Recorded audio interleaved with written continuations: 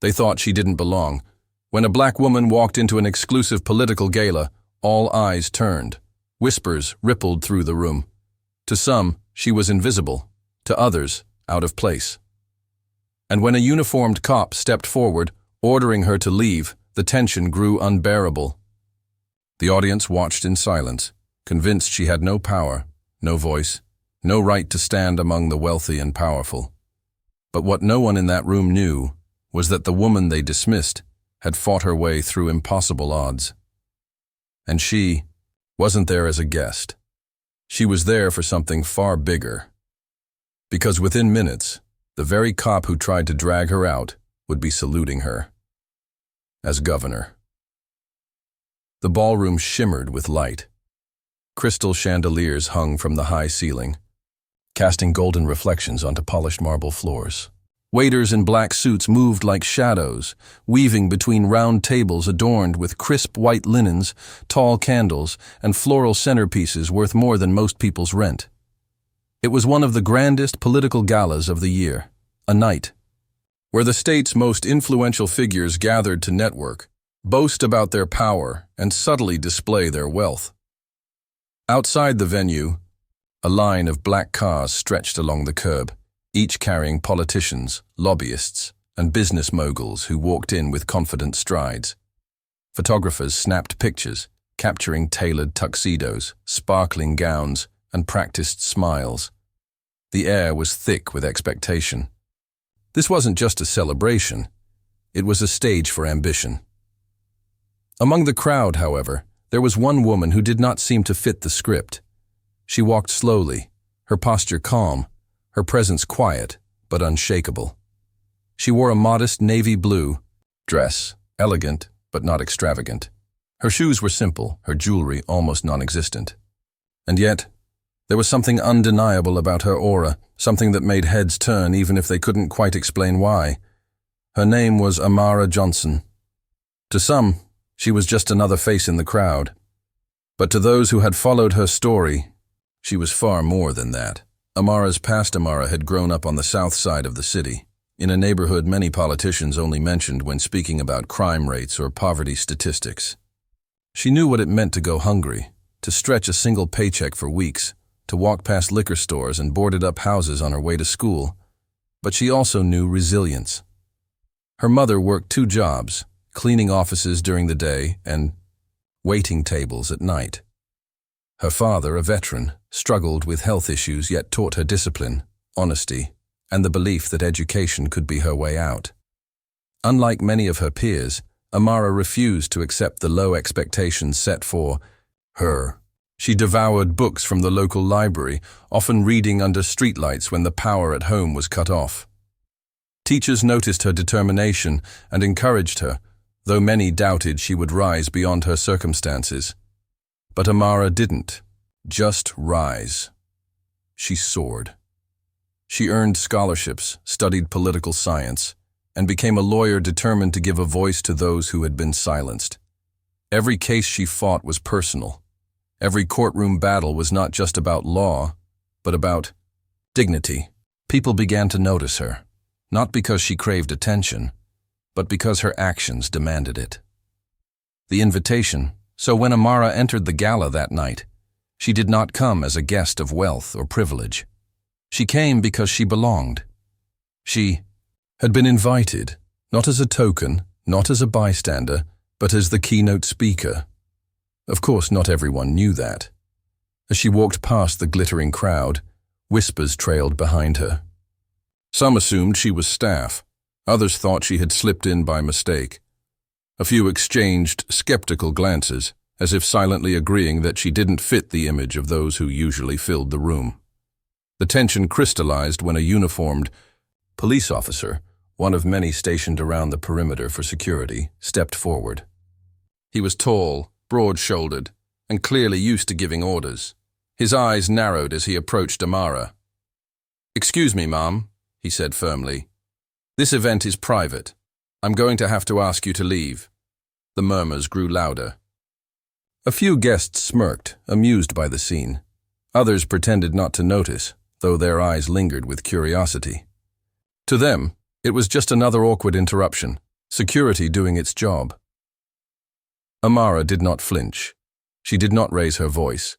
She simply looked at the officer, her expression calm, her silence more powerful than any protest.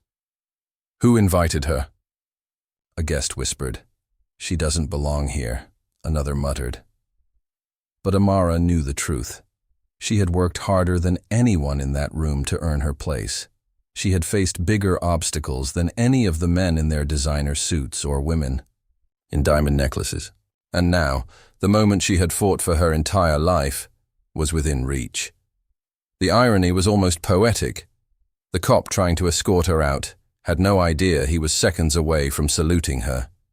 Seeds of doubt still. The humiliation stung. Memories rushed. Back, teachers telling her she'd never make it, bosses overlooking her for promotions, strangers assuming she was less because of the color of her skin. Tonight was supposed to be different. Tonight was supposed to be her victory. Yet, in the eyes of so many, she was still invisible. She could feel the weight of their judgment pressing down on her. It would have been easy to snap back, to declare who she was, to humiliate the officer in return. But Amara had learned long ago that true power was not about shouting louder. It was about letting the truth reveal itself, and the truth was about to shake the room. The build-up, the officer hesitated, sensing something unusual in her gaze. But before he could push further, one of the event organizers rushed forward, pale with panic. "Wait, she's—" the organizer began, but Amara lifted a hand slightly, stopping him mid-sentence. Not yet, she thought. Let them wonder. Let them assume. The crowd leaned in, waiting for the drama to unfold. They expected her to be dragged out, humiliated, forgotten. But what they did not realize was that this was only the beginning. Because in less than an hour, the same woman they dismissed would stand at the podium, her name echoing through the ballroom, her words commanding silence, her presence undeniable. And when she revealed who she truly was, every smirk would fade, every whisper would choke into silence, and even the cop who had tried to remove her would be forced to face the truth. Amara Johnson was the newly elected governor, closing the setup A's. Amara stood quietly in the ballroom, enduring the suspicious glances and hushed laughter. She wasn't just carrying her own story. She was carrying the weight of everyone who had ever been told they weren't enough. She thought of her mother scrubbing floors, her father battling. Pain with dignity, her younger self reading under streetlights. She thought of every barrier she had shattered, every injustice she had fought, every voice she had amplified. This night was not just about her. It was about proving, once and for all, that no one has the right to decide who belongs and who doesn't. And soon, the world was about to see it. The ballroom glittered with indulgence, but under the golden chandeliers, the atmosphere pulsed with a subtle undercurrent of tension. Amara Johnson, the woman so many dismissed upon sight, walked slowly toward the inner hall, where the main program would soon begin. The incident with the officer had quieted, but the ripples were still moving through the crowd. Guests whispered, behind champagne glasses, trading gossip like currency. "Did you see that? Security almost dragged her out. She doesn't look like she belongs here." Every sideways glance, every stifled chuckle reminded Amara of the uphill battles she had fought her whole life. The night was supposed to be one of celebration, of validation, yet already it was testing her patience, her resolve, and her ability to stay composed under the weight of judgment. The eyes of the room as the orchestra softly played, Amara moved with deliberate calm, her modest dress standing out among shimmering sequins and tailored tuxedos. She found her table, placed close to the stage, though no one around her yet realized why. The men at her table gave polite nods, though it was clear they had dismissed her within seconds. They turned back to their conversations about campaign funds, business mergers, and vacation homes in Europe. To them, she was invisible, a filler seat at a table of power. Across the room, another pair of eyes watched her more intently, the officer from earlier. His brow furrowed as he tried to make sense of what had happened. Something about the woman unsettled him. She hadn't argued, hadn't pleaded, hadn't explained herself. Instead, she carried herself with a quiet certainty that made his initial assumption feel clumsy, even shameful. But his training had taught him to trust instincts, and his instincts still whispered that she didn't fit. He made a mental note to keep an eye on her. As she sipped her water, Amara's thoughts wandered. She had spent years preparing for this moment. Campaign trails filled with sweat and sacrifice, debates where her opponents tried to undermine her, endless nights reading policies by the dim light of her lamp. Every step had been grueling. But what cut the deepest wasn't the difficulty of the journey. It was the constant doubt others cast upon her. They doubted her when she ran for local office. A black woman from that neighborhood, she doesn't stand a chance. They doubted her when she pushed for reform. She's too idealistic, too emotional. They doubted her when she announced her campaign for governor. It's impossible. The state isn't ready for someone like her. Yet here she was, seated just feet away from the stage, moments from unveiling the truth they had all overlooked. Still, doubt clawed at her heart. What if they never saw her beyond her appearance? What if tonight only confirmed their prejudices, instead of shattering them?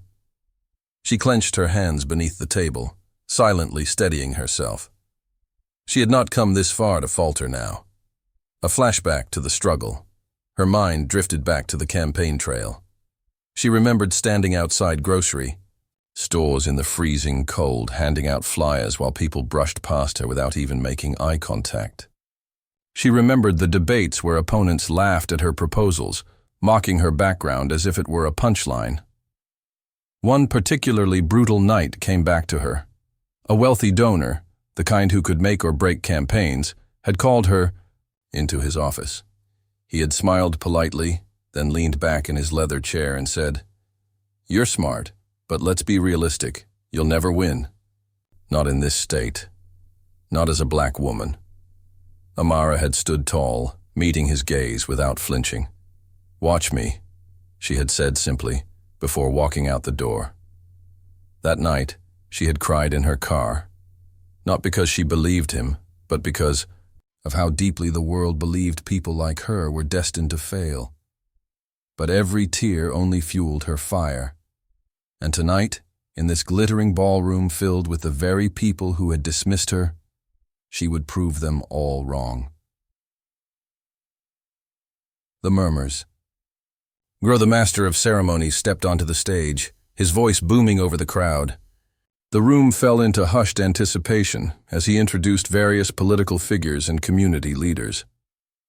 Applause filled the air with each introduction, but Amara noticed the way the spotlight never strayed in her direction. She was still a mystery, still the subject of confused stares. At one point, a woman at her table leaned over and whispered, "Are you with the catering staff, dear? You've been sitting so quietly." Amara forced a polite smile, though the comment stung. "No," she said softly. "I'm here for the program." The woman nodded absently and turned away, clearly uninterested. Every slight, every dismissal only added to the storm building within Amara. She would not respond with anger. She would let her truth speak for itself. The officer's unease. Meanwhile, the officer still lingered near the edge of the room, scanning the crowd. His thoughts replayed the earlier encounter like a broken record. He had been seconds away from escorting her out. What if he had? What if he had humiliated someone important, without realizing it? Something gnawed at him, urging him to tread carefully. But the voices of guests nearby distracted him. "Who let her in?"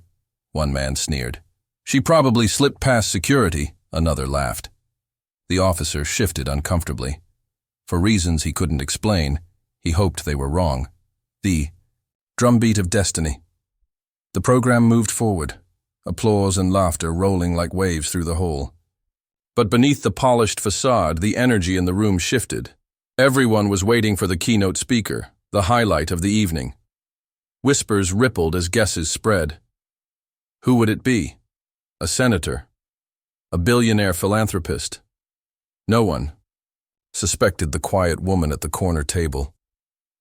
Amara's heart pounded in her chest. She could feel it now, the moment approaching like a storm on the horizon.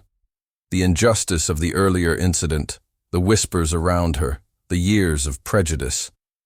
They all converged here, pressing on her shoulders. This was more than a speech. This was vindication. This was revelation. Flashback, her mother's words. In the midst of her racing thoughts, she heard her mother's voice echoing from years ago. Baby, the world will try to tell you where you don't belong. But don't you ever let them decide your place. You walk into every room like God himself sent you there. Tears welled in Amara's eyes, but she blinked them back. She straightened in her chair, lifted her chin, and breathed deeply. She was ready. The name revealed, the master of ceremonies raised his hand, commanding silence. Ladies and gentlemen, he said, his voice brimming with importance, it is my honor to introduce tonight's keynote speaker, a woman who embodies resilience, leadership, and vision. The newly elected governor of our great state, Amara Johnson. The room froze. Gasps broke the silence. Heads whipped toward Amara's table. Glasses clinked as hands trembled. The same people who had dismissed her minutes ago now stared in disbelief, and the officer, the very one who had tried to remove her, felt his breath catch in his throat. His hand instinctively tightened on his belt as if bracing himself, though he had no weapon to face this kind of reckoning. The walk to the stage Amara rose slowly. Her navy blue dress shimmered faintly in the spotlight as every pair of eyes locked onto her. The whispers turned into stunned silence, then into hesitant applause, and finally into a thunderous standing ovation that swept the ballroom. She walked with steady grace, her heels clicking softly against the marble, her presence commanding, without effort. Every step was a statement. Every glance was a challenge. Every heartbeat was a reminder that she was not just representing herself. She was representing everyone who had ever been told they didn't belong. And as she reached the podium, she paused, scanning the faces before her. She found the officer near the back, his eyes wide with shame and disbelief. She did not scowl. She did not smirk. She simply gave the faintest nod, as if to say, "Watch, learn. This is what strength looks like." The thunderous applause still echoed through the ballroom. But for Amara Johnson, everything moved in slow motion. Standing behind the podium, she could see the disbelief etched into every face. The glittering gowns and tailored tuxedos, the carefully composed smiles, all of it crumbled into raw, unfiltered shock. The very people who had whispered that she didn't belong were now on their feet, clapping for the woman they had just tried to dismiss. Some clapped out of respect. Others clapped because everyone else was, and a few, Amara knew, were clapping through clenched teeth. But it didn't matter. The truth was out now. The officer's shame, at the back of the hall, Officer Daniels felt heat rising up his neck. His chest tightened as the memory replayed in brutal detail. His hand gripping her arm, his voice cold and commanding, his assumption that she was an intruder. He had come within seconds of humiliating the new governor. In front of an entire ballroom, the weight of it hit him like a brick. "What have I done?" he thought, his stomach twisting. The applause around him only deepened his shame. He felt small, exposed, like the room itself was laughing at him. And when Amara's eyes briefly found his, it was like she could see straight through him, past his uniform, past his authority, down to the insecurity and bias he had tried so hard to mask. The speech that changed. Everything, Amara gripped the podium, her voice steady as the applause slowly quieted. "Tonight is not just about me," she began, her tone calm but commanding. "It's about every single person who has ever been told they don't belong in a room like this." The room fell silent. No glasses clinked, no whispers carried. Everyone was listening now. I know what some of you saw when I walked through. Those doors, she continued, her gaze sweeping across the ballroom. You saw my skin. You saw my dress. You saw a woman you thought didn't fit the picture of power. And some of you thought I was less. A murmur rippled through the crowd. Amara let the words hang in the air, heavy and undeniable. But what you didn't see, she pressed on, were the countless nights I studied until dawn to master policies others dismissed me for even proposing. You didn't see the communities that rallied behind me when everyone said I couldn't win. You didn't see the sacrifices, the resilience, the fire that brought me here. Her voice grew stronger, each word a hammer striking down the walls of prejudice around her. And now, here. I am, not because the world welcomed me, but because I refused to leave when it tried to shut the door in my face. The crowd erupted in applause again, but Amara held up a hand, commanding silence. The confrontation at that moment, the master of ceremonies, clearly rattled, tried to interject with a nervous laugh. Governor Johnson, perhaps we should move. On with, but Amara cut him off, her tone sharp, yet calm. No, tonight, this moment matters. Tonight we face what so many try to sweep under the rug. Her words carried across the hall, slicing through the polite facade of the event. She turned slightly, her gaze falling deliberately on Officer Daniels at the back. The crowd followed her eyes, hundreds of faces turning toward the man in uniform. Daniels' throat went dry, his palms slick with sweat. He wanted to disappear. This officer, Amara said firmly, tried to remove me from this very room, not because I was a threat, but because I didn't look like I belonged. The room gasped. The air thickened with tension. Daniel's knees almost buckled under the weight of the spotlight now burning on him. Guests whispered furiously, some glaring at him, others looking away in discomfort. I am not here to humiliate him, Amara continued, her tone steady. But I am here to make us all confront the truth. This is not about one man. This is about a system of assumptions and judgments that has held people like me back for generations. The silence in the room was deafening. Daniel's chest rose and fell quickly. His instincts screamed at him to defend himself, to shout I was just doing my job. But deep down, he knew the truth. He hadn't been doing his job. He had judged her, decided who she was, before she ever spoke a word. And now, under the crushing weight of her words, he couldn't hide from it anymore. In a voice barely louder than a whisper, he said, I'm sorry. The words barely carried, but in the silence of the hall they felt thunderous. Heads turned, eyes widened. Some gasped. Amara met his gaze, her expression softening slightly. I accept your apology, she said. But let this moment be bigger than both of us.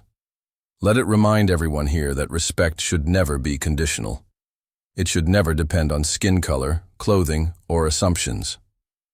The room erupted, not with applause this time, but with something deeper. A murmur of agreement, of reflection, of realization. The energy in the ballroom transformed. Where there had once been doubt and dismissal, now there was awe. Guests leaned forward, their expressions shifting from smug superiority to humbled respect. Even those who had sneered earlier now felt the sting of shame. They had judged her, just like Daniels had, and now they were forced to face the reality of their own biases. And as the applause finally began again, it was different. It wasn't polite, it wasn't forced, it was genuine, it was thunderous. It was a room full of people acknowledging not just her title, but her undeniable presence, her power, her truth. Amara's voice grew softer now, but carried just as strong. To the young girls watching tonight, especially the ones who look like me, remember this moment. Remember that no one defines your worth but you. Remember that you belong in every room, every table, every stage you set your sights on. She paused, her eyes glistening. And to everyone else in this room, let this be a lesson. Power isn't about who looks the part. Power is about perseverance, about vision, about the courage to stand tall when the world tries to push you down. The applause was deafening now, people rising to their feet, clapping until their palms stung. Some guests had tears in their eyes, others shouted her name, chanting it like an anthem.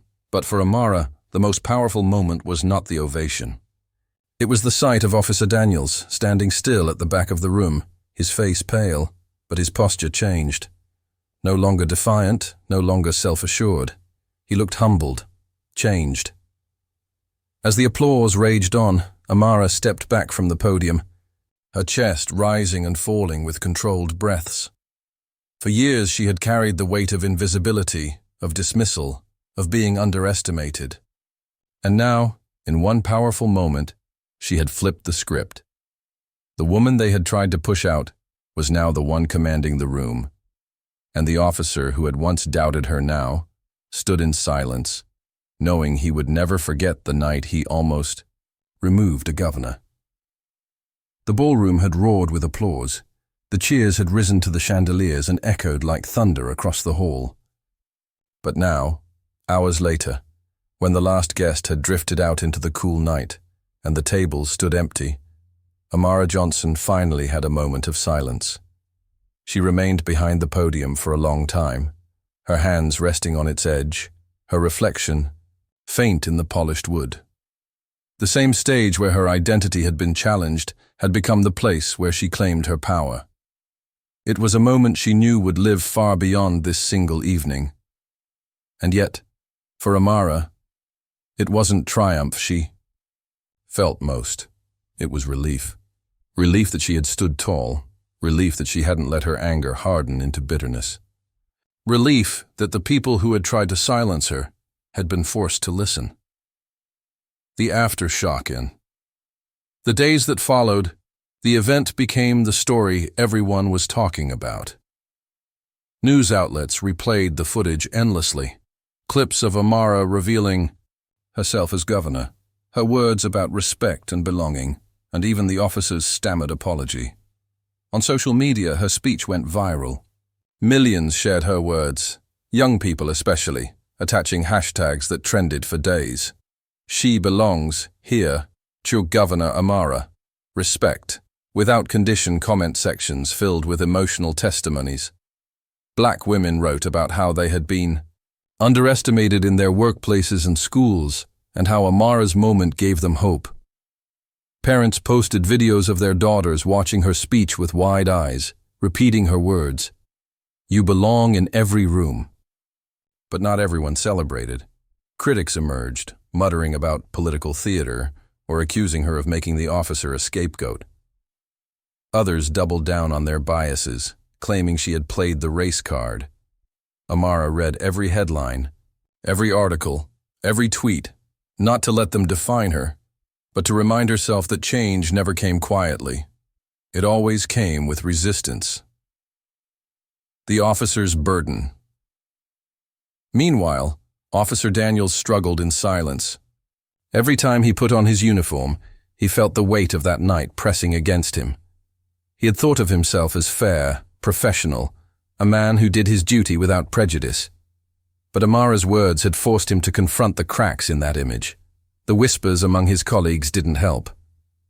Some mocked him for becoming the guy who almost dragged out the governor. Others dismissed Amara's speech entirely, refusing to reflect on what it meant. But Daniels couldn't brush it off. He couldn't unhear the echo of her voice. Respect should never be conditional. For the first time in his career, he questioned himself, not just his actions that night, but all the small, unconscious assumptions he'd made throughout the years. Who had he judged too quickly? Who had he treated differently without realizing? He knew he couldn't undo what he'd done, but he also knew he couldn't stay the same. One evening, a week after the gala, Amara returned to her childhood neighborhood. The streets were the same cracked sidewalks and weathered storefronts she remembered, but now people stopped her with pride in their eyes. Mothers pulled their children close, whispering, "That's her. That's our governor." She visited the old community center where she had once sat, notebook in hand, dreaming of a future no one believed possible. Sitting in the same worn chair, she let herself finally cry, not tears of weakness, but of release. She thought of the young version of herself who had been told over and over, "People like you don't end up in politics." She wished she could whisper to that girl across time, "Hold on, you'll get there. And when you do, you'll make them listen." 2 weeks after the gala, a letter arrived at the governor's office. The handwriting was shaky, the ink blotched in places, as though the writer had hesitated many times before committing words to the page. It was from Officer Daniels. He wrote not with excuses but with honesty. He admitted his assumptions that night, his failure to question them, and the shame he carried since. He told her that her words had shaken him more than any reprimand ever could. He confessed that for the first time in his career, he realized that wearing a badge didn't make him immune to bias, and he ended the letter with a vow to listen, to learn, and to ensure no one else ever felt the sting of dismissal under his watch. When Amara finished reading, she set the letter down and exhaled. Forgiveness had already been given, but this was change, and it mattered. The gala became more than a scandal. It became a turning point. Schools replayed her speech. During assemblies, universities invited her to speak to graduates about resilience and belonging. Even corporations quietly began holding respect without condition workshops, knowing that ignoring the conversation would no longer be possible. Young women wrote to Amara in droves, saying her words had pushed them to apply for leadership, roles, scholarships, and opportunities they once believed were out of reach. And within the state's police force, whispers of reform began. Officers like Daniels, humbled by the story, started to push for new training, urging their colleagues to confront biases they had long ignored. It wasn't perfect. Change never was. But the ripples of that night spread farther than anyone had expected. Months later, on a quiet evening, Amara sat with her mother on the porch of the family home. The sun was setting, painting the sky with streaks of gold and purple. Her mother reached over, squeezing her hand. "When they tried to take you out of that room," she said softly, "all I could think was, this is what they've always done. To us. Try to push us out, try to make us invisible. But you didn't let them. You stood there, and you made them see you." Tears filled Amara's eyes, but this time she didn't hold them back. She leaned against her mother, the weight of generations pressing on her shoulders, but also lifting her. She realized then that her story wasn't just hers. It belonged to every ancestor who had been silenced, every dreamer who had been told no, every voice that had been forced quiet. The night of the gala became a chapter in history books. Students studied it not just as a political milestone, but as a cultural shift, an example of what happened when one person dared to stand in truth, even in the face of humiliation. And Amara's words lived on. They became a mantra, whispered in dressing rooms before job interviews, repeated by students before walking into exams, spoken by women stepping into boardrooms where they were the only one who looked like them. You belong in every room. It wasn't just a slogan. It was a lifeline. For Amara, the true victory wasn't the applause or the headlines or even the reforms that followed. It was the knowledge that she had taken the very moment designed to diminish her and turned it into a beacon. That she had taken the stage not just as a governor, but as proof that power could no longer be defined by prejudice. And perhaps most powerfully of all, she had shown the officer who once tried to silence her that change was possible, even in him. As she looked out at the world she was shaping, Amara knew there would be more battles, more rooms where people would question her place. But she also knew this. She had faced the worst of it, and she had claimed her space, and she would never, never be invisible again.